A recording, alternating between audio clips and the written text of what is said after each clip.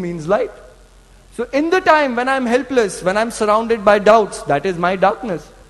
And the individual who pulls me out of that darkness, who removes that doubt, who gives me wisdom of the moment, is my true master. And then Gautam Buddha slowly finds what he calls the middle fold path. And through walking the middle fold path to a path of balance, where he removed all the conditioning of the mind, of struggles, of his own ego to begin with, that I want to know what the truth is. The truth materialized, and the truth was always there. It's not that he had to travel all the way from Lumbini, from where he was born, to Bodh Gaya to experience that divinity. But sitting under a simple tree in Bodh Gaya, in a moments of awareness, when he negated all the conditioning of the world and he stilled his mind, the truth was always present, because the eternal nature of who you are is always present with you. It is not separate from you. And that has to be understood also. So till my nature, how I think, how I react to the people around me, and who is reacting to those things around me, that has to be understood. Many times it happens that I individuality creates this sensation of desire. Desire is rooted in pleasure. I go to Darjeeling, I see a very beautiful sunset happening. Now that sunset totally puts me in a state of awe. I've never seen a sunset like that. The sky changes, thousands of colors. I can see crystal clear mountain ranges filled with snow. It's a sight you can't see everywhere. But when you see that, what happens? The mind, through its pleasure senses, because it's giving you a very good feeling, it's giving you pleasure, it creates a desire that when you see a beautiful sunset, it is very pleasing. Now that desire is already formed and deep-rooted in the mind. Now wherever I want to go, I want to experience the same sunrise. Now if I come here in Haridwar where there are no mountain ranges, how can I experience that same sunrise? But the mind is still attached to that pleasure. The mind wants to experience the same sunrise. Now when I experience a sunrise in Haridwar, it might not be the same, but it is also a beautiful sunrise. But that mind that has created that desire, that I individuality, that I only want to experience that same pleasure I experienced when I was in Darjeeling, that same repetition has to happen, that same feeling of awe has to happen.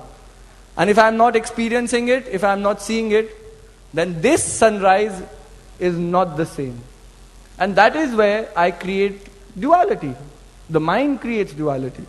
And every moment of life, I am judging, I am contemplating, and I am living my life bound by my senses, by those deep-rooted desires. If the food that you liked, if served in the bhandara, it's a very good bhandara. If the food that you don't like is not served in the bhandara, or you don't like, or you've never eaten before it's served in the bhandara, does it become a bad bhandara? This is how the mind works. So first and foremost, when we strive to reach that state, first strive to understand the state that you are in. How does the mind move, and who is moving the mind? The eternal reality is like the backdrop. When a painter paints, when he creates a canvas, the canvas is completely empty. It's got nothing, no image, nothing. But the canvas has to be empty in order for the image to be created on it. And when the artist, through his feeling, through his imaginations, he starts to paint, the artist is required, the painting is coming into being, that is also very important. But the whole process started with what? That gets forgotten. The whole process started with an empty canvas. That is the underlying reality. And that is what is called the true self. It is the divine energy which is like the blank canvas, and it is everywhere. And we are different painters in our own way. Through our own understanding, through our own imagination, we are painting this world. Some people paint it in a very ugly image because they have experienced some ugliness in their life, and they are transferring that ugliness in the form of hate, in the form of jealousy, in the form of pride, in the form of ignorance. And there are few people who experience that blank canvas and they understand what the divine reality is. And then they paint a different picture in this world. Because they know the fundamental truth is not them or their painting or what they are doing. The fundamental truth is that Chaitanya, that true self.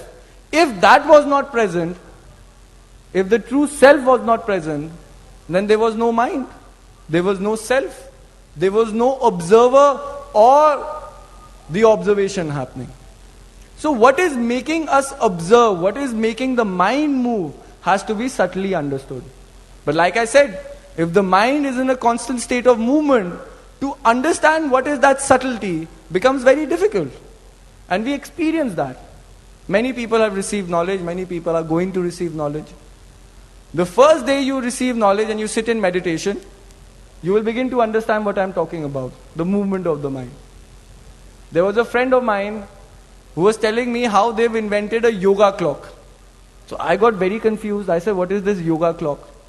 And they're like, no, like when people bake in their kitchens, so they have a kitchen clock, which is a kitchen timer.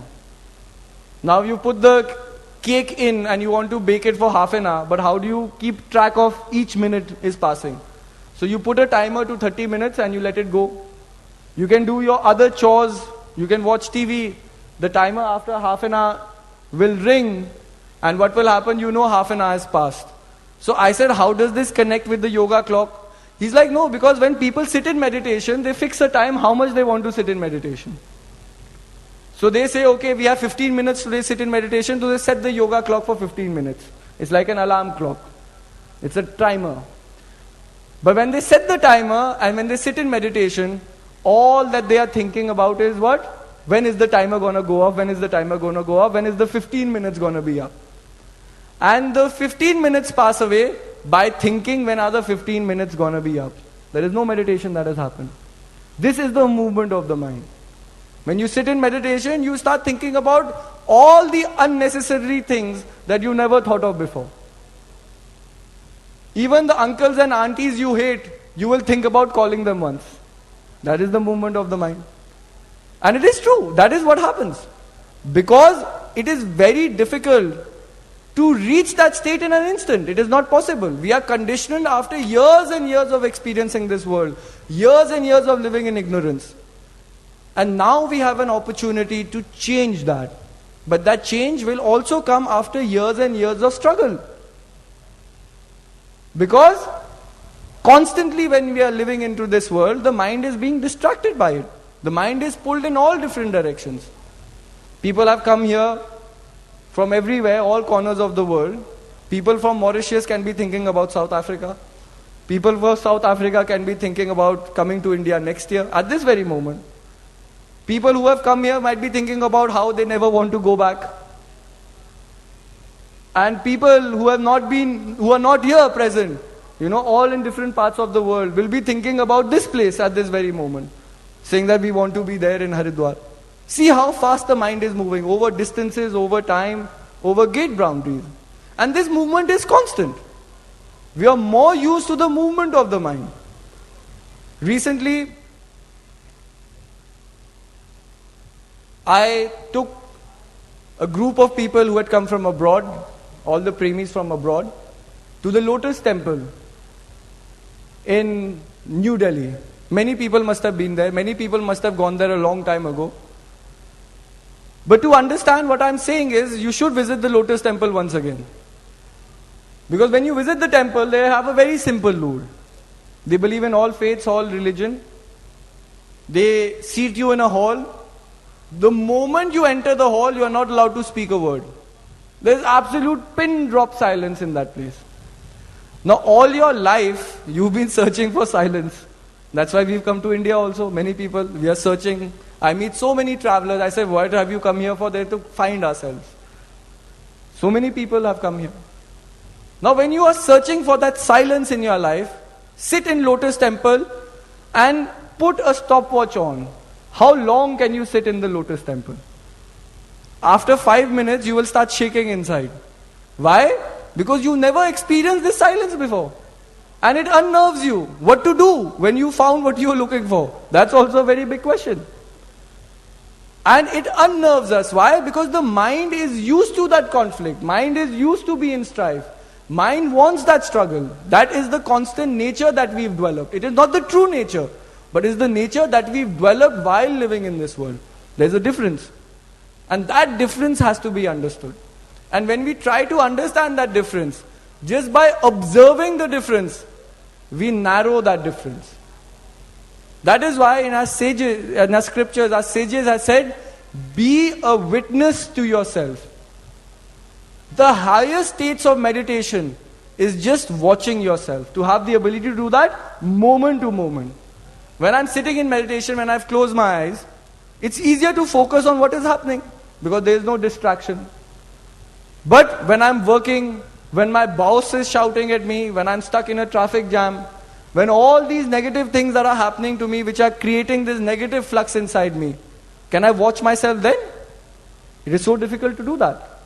But when you practice meditation, this thing that becomes so difficult becomes a very natural act.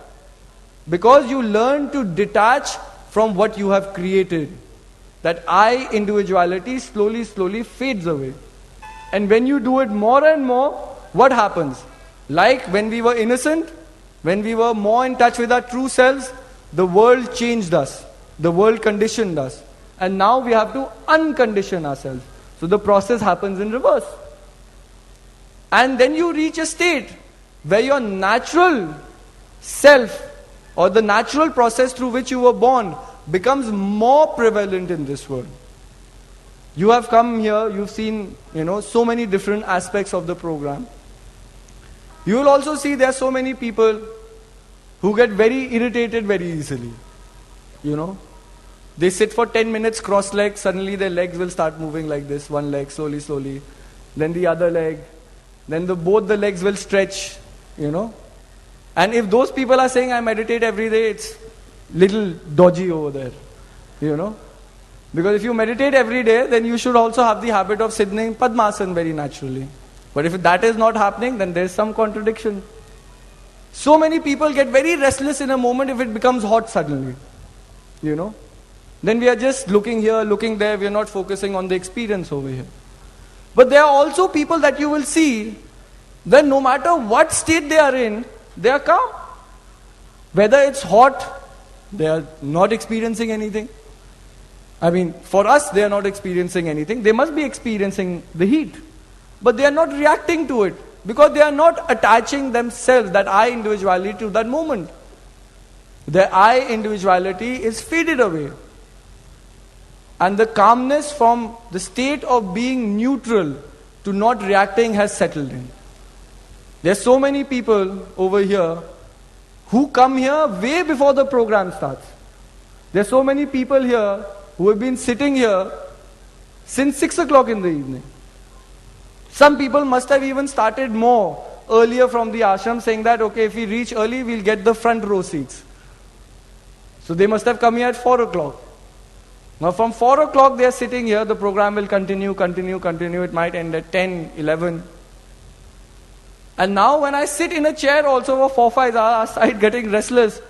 What is that person doing that I am not doing? That is the fundamental question to ask. I am sitting in a chair. There might be a fan next to me also. But I get restless after some time. Even though all the comforts have been provided to me.